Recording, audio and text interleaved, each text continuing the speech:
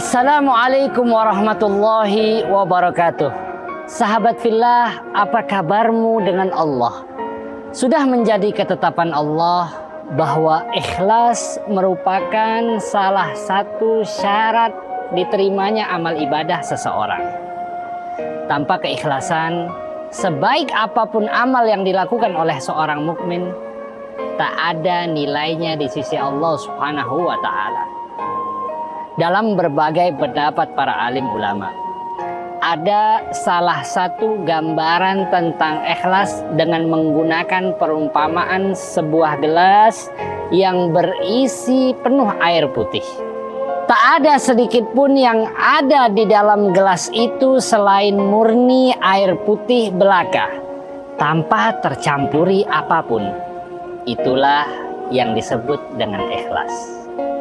Ketika seseorang melakukan suatu amalan hanya karena Allah Subhanahu wa Ta'ala, tak ada satupun motivasi lain yang mencampurinya, tak ada harapan duniawi, semua murni karena menghamba kepada Allah saja.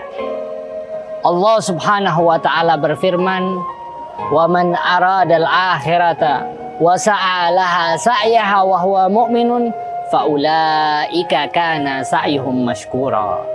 Dan barang siapa yang menghendaki kehidupan akhirat, berusaha ke arah itu dengan sungguh-sungguh, sedangkan dalam keadaan dia beriman, maka mereka itulah orang-orang yang usahanya dibalas dengan baik.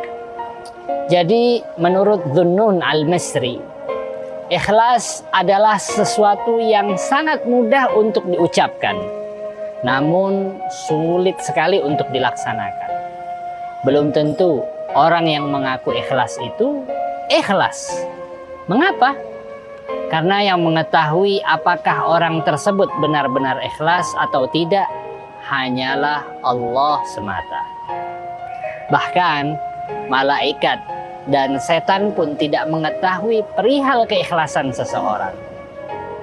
Dalam sebuah hadis, Rasulullah SAW ditanya tentang makna ikhlas. Lalu kemudian Rasulullah SAW bertanya kepada Jibril, dan Jibril bertanya langsung kepada Allah Subhanahu wa Ta'ala.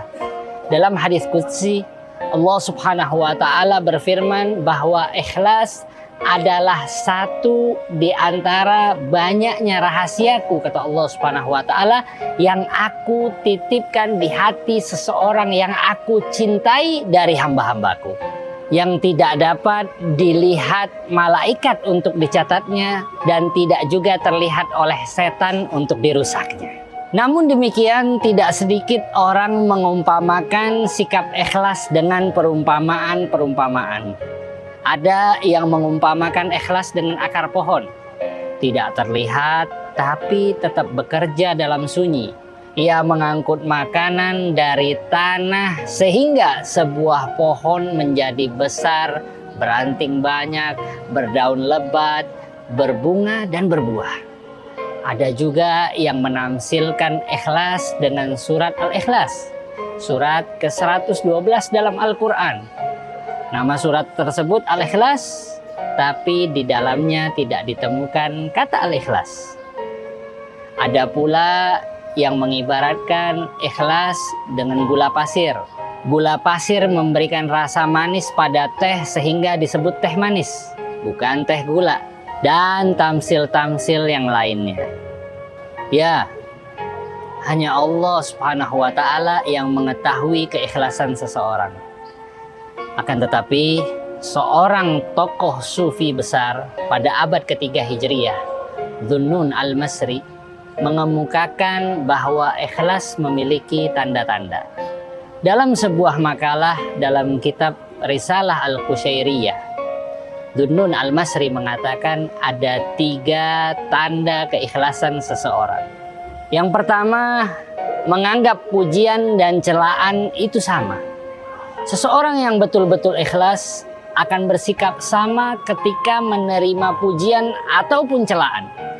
Ia tidak akan terpengaruh karena 2 hal tersebut.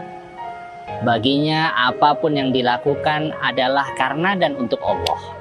Kedua, melupakan amal baik. Seperti seseorang yang sudah bekerja untuk orang lain dan telah memberikan kesenangan kepada mereka.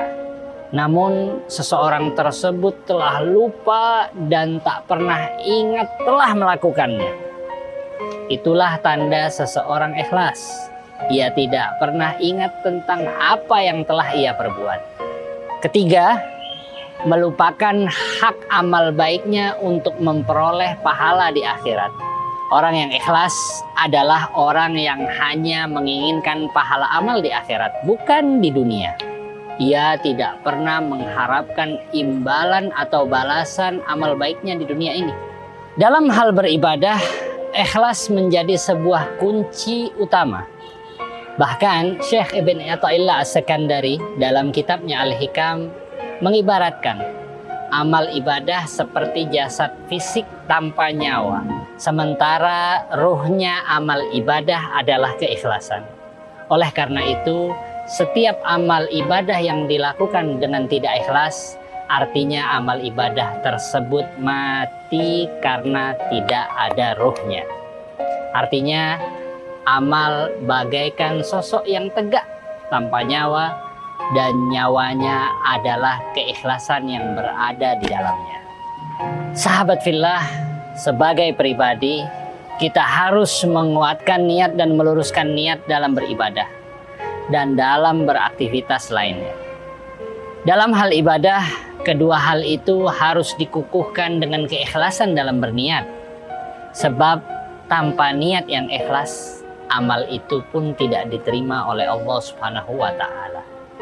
Maka dari itu, marilah perbaiki niat kita serta mengikhlaskan niat tersebut karena Allah Subhanahu wa Ta'ala.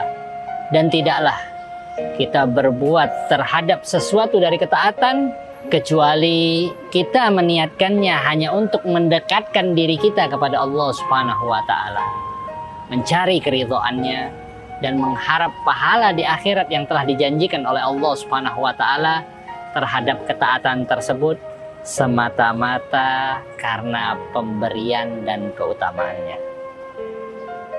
Bismillahirrahmanirrahim. Alhamdulillah Rabbil Alamin. Allahumma salli wa sallim ala Sayyidina Muhammad wa ala ali Sayyidina Muhammad. Allahumma rzuqna al-ikhlas wat-tuqa wal-afaf wal-ghina wal-afiyah wa nas'aluka as-salamah fi dinina wa dunyana wa ukhrana walhamdulillahi rabbil alamin. Assalamualaikum warahmatullahi wabarakatuh.